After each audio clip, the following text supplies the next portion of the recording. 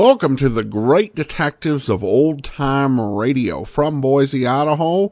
This is your host, Adam Graham. If you have a comment, email it to me, box13@greatdetectives.net. Follow us on Twitter at Radio Detectives and check out our YouTube archive, youtube.greatdetectives.net. Well, before we get started, I want to encourage you to pick up your copy of An Ounce of Prevention. It's my first ever detective story, and in it, private investigator Jerry Newton takes on a simple job guarding a fourth grade teacher who's received some threatening notes. But a meeting with a mysterious woman puts him into the ethical dilemma of his career. Find out what happens in An Ounce of Prevention, available as an ebook through the Kindle store and also an audiobook through audible.com or the iTunes store. And you can check out all my books, audiobooks, and ebooks at store.greatdetectives.net. All right, it's time for today's episode of Boston Blackie. The original air date, January 14th, 1947. And this one is Blackie Framed for Fur Thefts.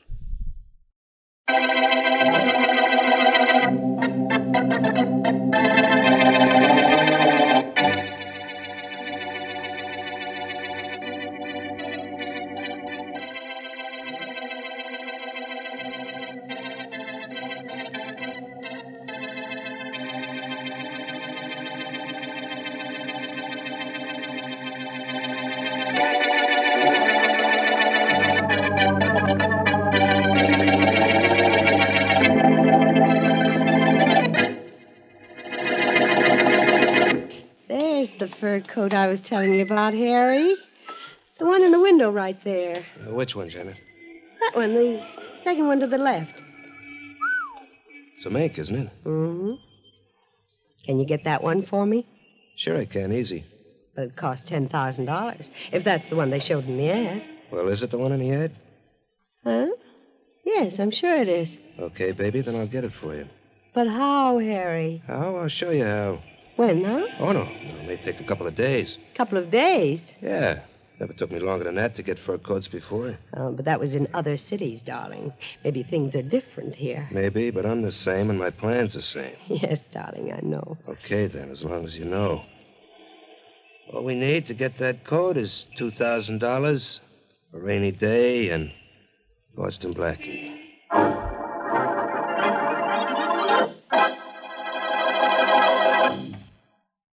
And now on to Dick Calmer as Boston Blackie. Enemy to those who make him an enemy. Friend to those who have no friend.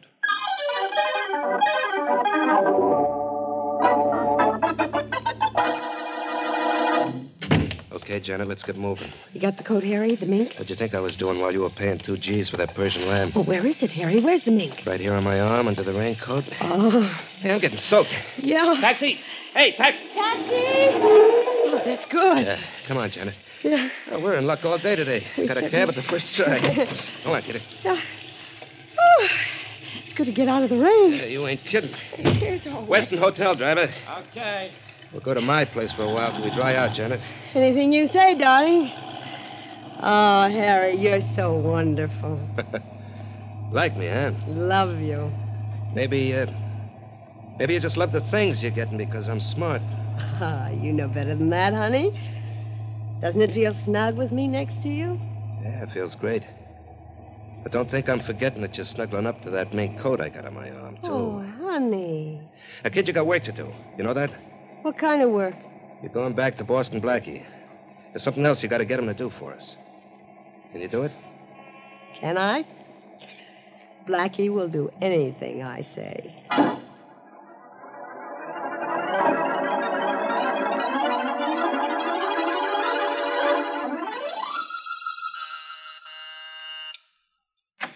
Hello, Blackie. Oh, hello, Janet. Come in. Thanks. Did you get the code? Yes, I did. You obviously didn't have any trouble. Oh, none at all, thanks to you. Don't thank me for anything. I was glad to do it for you. Oh, but I want to thank you just the same, Blackie. After all, I couldn't have gotten it without your help. Well, you can have my help any time you want it, Janet. Hmm. Say, that's a pretty coat you're wearing. Is that the one? It's one of them. The other's mink, and it's beautiful. And Blackie, you're wonderful. I can't thank you enough.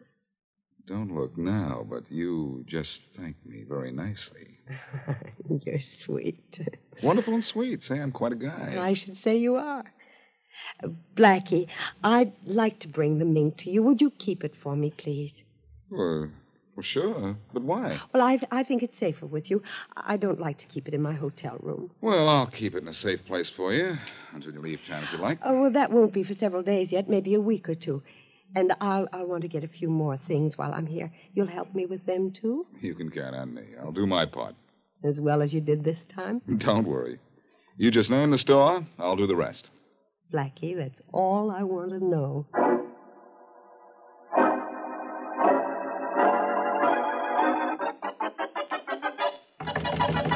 Open up, Miss Presley. Open up. Who is it? Faraday. Inspector Faraday. Open the door, Miss Presley. Just a second. Come on. Well, you can at least wait until I get the door open. What's all the excitement about? I'm looking for something and someone. Well, if it's Blackie, he isn't here. No, I'm not looking for Blackie yet. What I'm looking for right now is proof of something maybe you and Blackie did together. Well, let's see. We went to the movies together last night. Would you like to see the ticket stubs? No. I'd like to see some stolen furs. Stolen furs? Yeah. Stolen by a man and a woman. A description of the woman almost fits you. And I have a hunch the man is Harry Barlow, wanted for murder in Kansas. Well, that's fine, Inspector Faraday, but what does that have to do with Blackie? Plenty.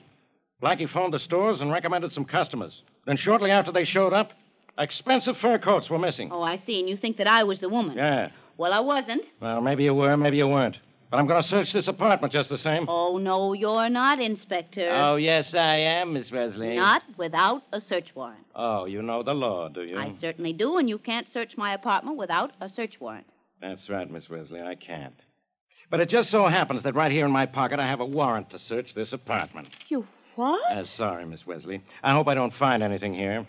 But you take a look at this warrant while I take a look at your closets. Oh, my gosh, this is a warrant to search my apartment. You're not joking? I'll say I'm not. And I'm looking for a mink coat, an ermine cape, a chinchilla coat, and a sable wrap. What? You heard me. Well, you certainly won't find him in there. Unless that 6-year-old camel's hair looks like a brand new mink to you. No, even I know mink from camel's hair. Nothing I'm looking for in there. What's in this closet? Oh, be careful. That has my cleaning stuff in it. Yeah? Floor mop, vacuum cleaner, dust mop, and broom. I'm a clean one, huh? Sure. So why don't you come clean with me? You have other closets in here, don't you? Yes.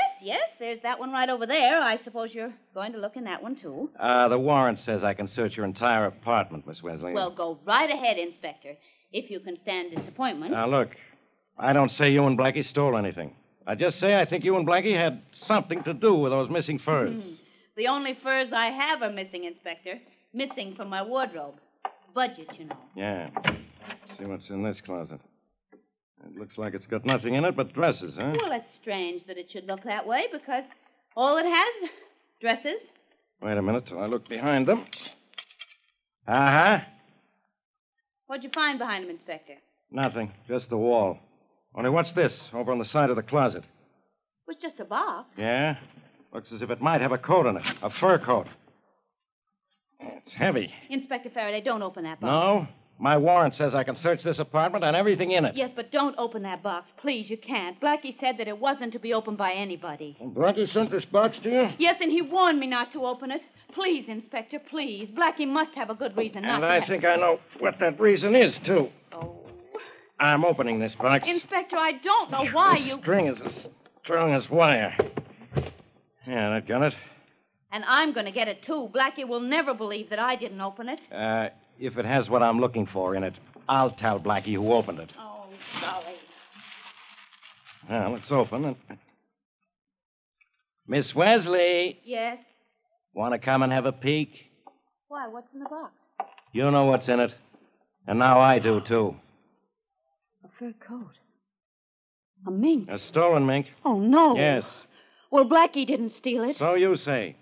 Blackie sent it to you. Blackie asked you to hide it. So Blackie had nothing to do with this, huh? Well, I don't know why he sent me this coat or why he asked me not to open the box, but I'm going to find out why. I'm going to see Blackie. You're going to see him, Miss Wesley. Yes, I am, and I'm going to get a few things good and straight. I'm going to see him, too. Because at last I got proof that boyfriend of yours is crooked.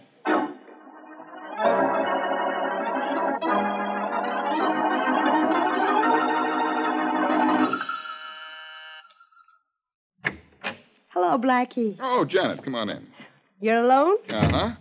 How'd everything go at the store this afternoon? Not a single hitch. Look at the coat I got at Baxter's. Like it? Expensive? I got two. This one's the cheaper one. Everything worked out all right then, huh? Perfectly. Ah, I'm glad to hear it. Tell me something, Janet. Did you... Uh-oh. We're not alone anymore. Oh, dear. Come in. Hello, Blackie. Goodbye, Faraday. Don't you say hello or goodbye to me, Boston Blackie. What? Oh, Mary, I didn't expect you. Mary, this is... Never mind who that is, Blackie. I know. She's the girl you sent to those stores to steal fur coats for you. What? And the nerve of you hiding them in my apartment. You opened that box, Mary. No, she didn't. I did. And I know this girl is working with you. She's wearing the fur coat she got at Baxter's this afternoon. Blackie, you'd better do something about this. I'll say he better, miss whatever your name is. He has some explaining to do. He can explain everything to me. Down at headquarters. Come on, lady. You're going with him. No, she Blackie? isn't, Faraday. You're not taking us anywhere. No. You deny you sent that coat to Miss Wesley's? No, I admit it, and I admit I told her not to open the box, too. Oh, why, Blackie? Why did you do let's that? not worry about why, Miss Wesley.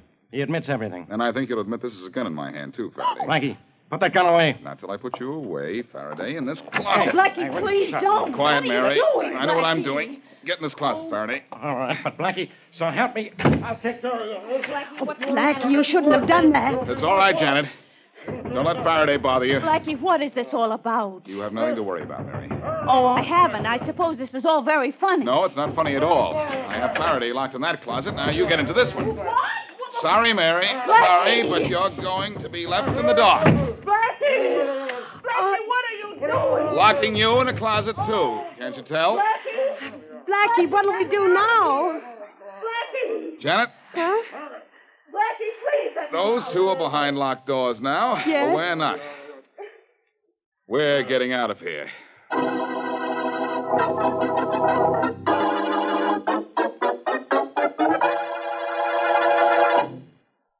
And now back to Boston Blackie.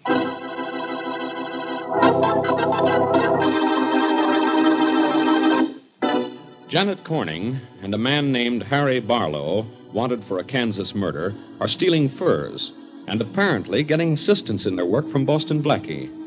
Inspector Faraday is convinced that Blackie is working with the thieves when he finds a stolen fur coat hidden away in Mary Wesley's apartment. When confronted with this evidence, Blackie locks both Faraday and Mary in a closet and escapes with Janet. As we return to our story, Blackie and Janet are in Blackie's car, driving down a street in a remote part of town. All right, Janet. Tell me what this is all about. Oh, Blackie, I'm awfully glad you asked that. I've been almost crazy trying to tell someone. But I've been afraid. And you're not afraid to tell me? No, because you can help me. Somebody better help me. On account of trying to help you, I'm really messed up. Well, you'll get out of it, Blackie. You always do. But what about me? What about you? Well, you know who I am, don't you? Of course I know who you are. Niece of my best friend, Charlie Kingston. That's why I went to the trouble of locking Inspector Faraday in a closet. And that girl. Why did you lock her in a closet, So too? Faraday wouldn't know that she's in on this. Now, come on, tell me, what kind of a jam you in? Well, Blackie, I'm working with a man named Harry Barlow. Not because I want to, but because he tricked me into it. Mm-hmm. And Barlow is making you do what? Steal furs with him. How? Oh, it's all very simple. I go in and ask to look at furs, then while I buy a cheap one, Harry steals an expensive one I've looked at but didn't buy. Blackie, he made me get you to recommend us so that the stores wouldn't hesitate to show us their best stuff. Oh, so that's the racket. Mm. Okay. Can I get in touch with this fellow, Barlow? I'll give you his address. In fact, if you want to go and see him and walk in on him by surprise, I have the key to his room right here in my bag. No, never mind about that. Just give me his address. Where does he live? At 507 Lane Street. 507 Lane Street, huh? Yes. I think I'll go up and have a little talk with that guy. Oh, but Blackie, please be careful. He's dangerous. So am I sometimes, and this is one of those times. But he is. Really, he is. You're taking an awful risk, and you shouldn't do it. Not for me. I'm not doing it for you alone, beautiful. I'm doing it for myself, too. Furs are supposed to keep people warm. I can believe that. The ones you and Harry stole certainly have made it hot for me.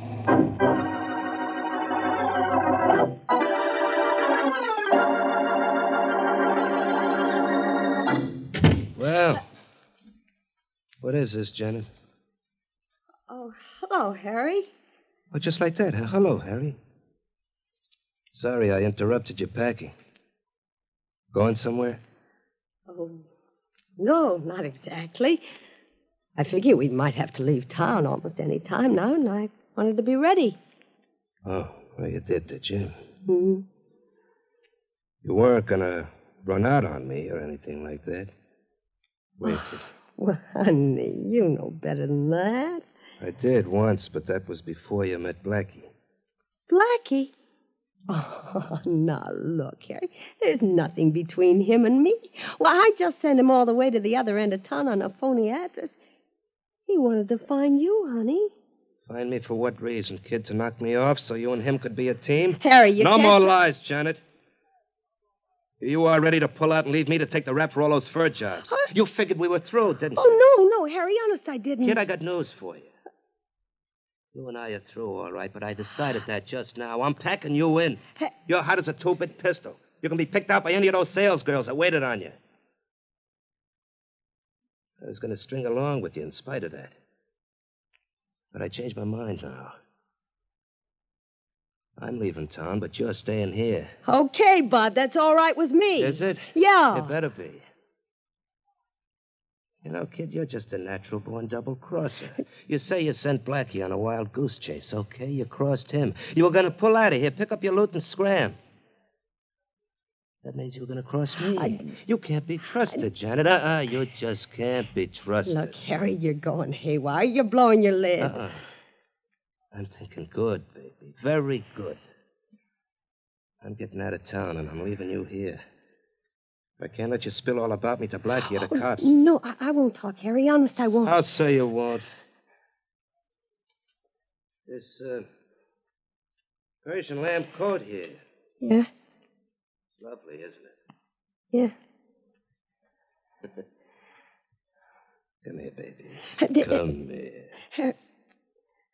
You know something? Hmm? You're lovely, too, Janet.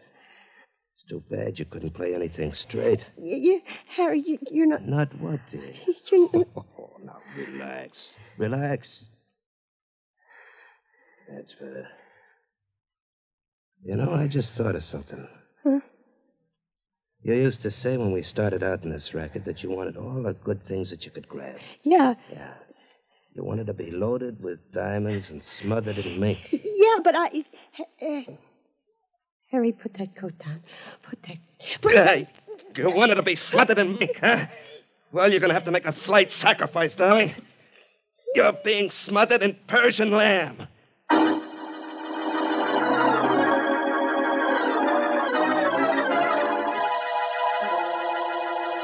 Hey, Faraday, you still in the closet? Where do you think I am? In Florida? Well, I'm going to let you out. It's about time. Where have you been? The phony address. Oh, your address is going to be the city jail in a minute. Hold it, Faraday. I know when I've made a mistake, and I admit it, too. You sure made a mistake locking me in that closet. That's the least of my mistakes, pal. Wait till I get Mary out of her closet. Mary, you all right? Oh, just fine. I love it in here. It's so airy. And the view's divine. Oh, I'm sorry, Mary, but I had to lock you in. I wanted Faraday here to know that you and I weren't working together on this. Forgive me, will you? I don't know. First, I'll have to see what life is like on the outside. My goodness. It's still daylight, isn't it? Well, maybe it's daylight, Miss Wesley. But your friend Blackie is going to be in a nice dark cell in a minute. Look, Faraday, look. Whew. I told you I made a mistake. I thought that girl was the niece of my friend Charlie Kingston and in a jam. So I was just trying to help her. What do you mean you thought she was Charlie Kingston's niece? Didn't it occur to you to check? I tried to, Faraday, but Charlie's traveling in Europe and I couldn't get in touch with him. She had a letter from Kingston, but now I know it was forged. Fine time to find out. All right. But that doesn't explain everything. I know. You want to know what I've been doing to help these two. Well, it's nothing, really. All I did was to phone the stores and ask that my friends be well taken care of. Apparently, they wanted me to do that for two reasons. One, to be sure they saw only the best furs, and second, so that when they left town, the heat would be on me. Well, that coat in my apartment certainly puts the heat on me. I'm sore about that, Blackie. Oh, I can explain that, too, Mary. Janet asked me to keep it for her. I didn't want to leave it here. Any character in town is liable to drop in here any time. So I thought the safest spot would be in your apartment. Oh, fine. You keep a fur coat for another girl in my apartment. But, Mary, don't you see why? Oh, yes, sure. I see it now. Well, I don't see why you warned Miss Wilsley not to open the box. That should be obvious to a school kid, Faraday. If Mary had opened the box, she'd have thought that the coat was for her. And I didn't think it was right to ask her to keep a coat for somebody else. Oh, yeah. I don't get it. I think he's telling the truth, Inspector. I would have thought that coat was for me. I have a birthday coming up soon. Okay. It's beginning to make sense to me now. But when you ran out on us, what were you going to help Janet do? Steal more furs? No, I didn't realize she was stealing furs. I thought she was just being used by someone who was. Now I've changed my mind since she sent me on a wild goose chase, Faraday. I admit I made a mistake. So the great Boston Blackie admits he made a mistake, does he? That's a good one. I know a hyena that laughs better and looks better while he's doing it. Lay off me, will you? I admit I've made a mess out of this, but give me time and I'll straighten it out. I'll give you time, all right. 5 or 10 years for obstructing justice. I could have nabbed that girl, except for you. I'm sorry, Faraday. I thought she was an all-right girl in a jam. Oh, Blackie, you always were a pushover for a pretty face, weren't you? I still am. Aren't you glad of that, Mary? Oh, I never thought of that. Hey, Faraday, who are you calling? Headquarters. Thanks to you and your stupidity, I'm going to have to send out an alarm for that girl. Look, I'll find her. I'll find her. Sure you will, in your office after I bring her in. If she isn't brought in my office pretty soon, you're going to be there yourself, under arrest. Homicide. Hello, this is Faraday. Oh, I'm glad you called, Inspector. We've been looking everywhere for you. Never mind about me. I want you to look everywhere for a girl named Janet. Corning. Janet Corning. 5 feet 5 inches, brown hair. Brown eyes and the cutest little dimples you ever saw. Brown eyes and the cutest little... I mean, she has prominent dimples. Get it? Yeah, I not only got the description, Inspector, but I've got the girl. What? Yes, sir. Well, hold her. I want to question her. Sorry, Inspector. I'm afraid you can't do that. She's on a slab in the morgue, dead. Dead? Yep. Smothered to death, we think. Okay, thanks. I'll be right down there. Now, Blackie, your girlfriend, Janet, is dead. Dead? Oh, how awful. It'd be worse, though, Mary. You see, I know who killed her. Sure, the guy at the phony address. How are you going to find him? I'm not going to find him, Faraday. He's going to find me. There's something else he wants. Only I've got it. And I'm going to keep it.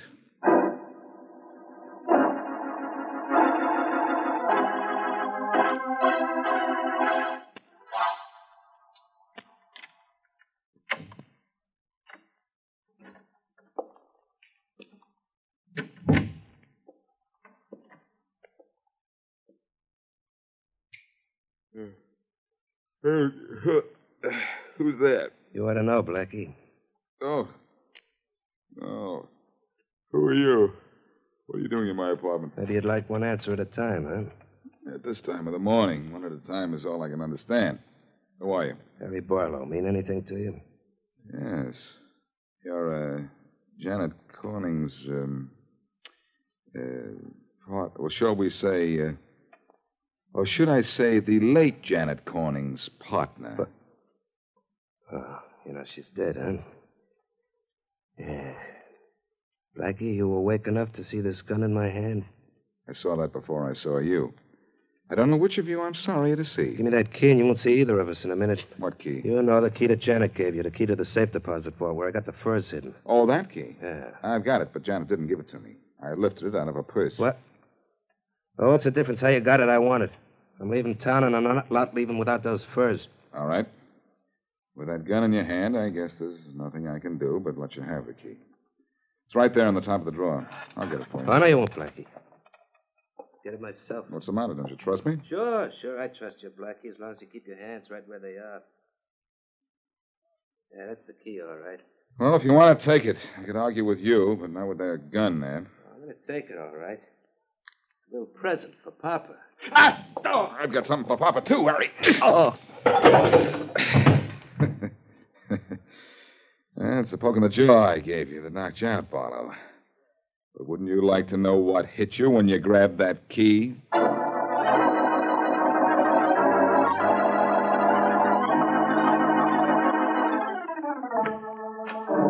Busy, Blackie? No, come on in, Faraday. Sit down. I was just sitting here with nothing on my mind. You won't change that situation any. You got nothing on your mind, but I got plenty on mine. Blackie, we have Harry Barlow cold for those fur heisting jobs. And he's wanted for murder in the Midwest.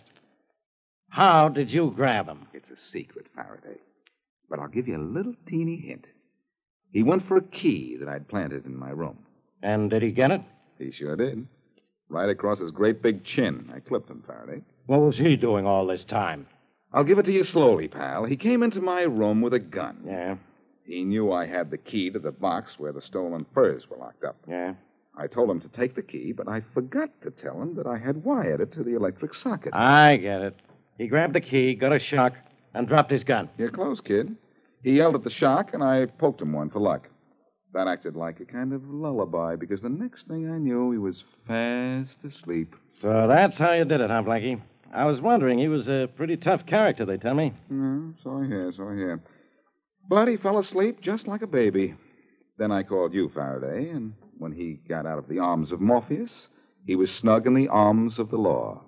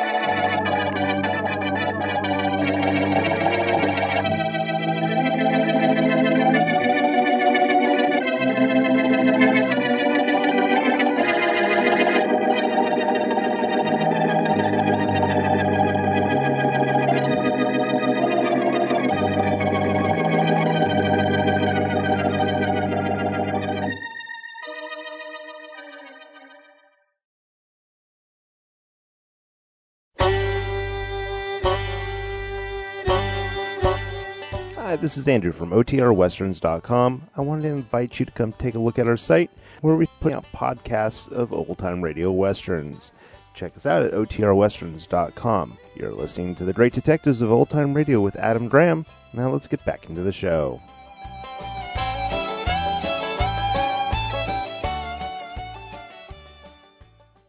Welcome back. A somewhat dubious decision to lock Mary Wesley in the closet. Though, to be fair, it was for her own good. Though I guess it's hard to process.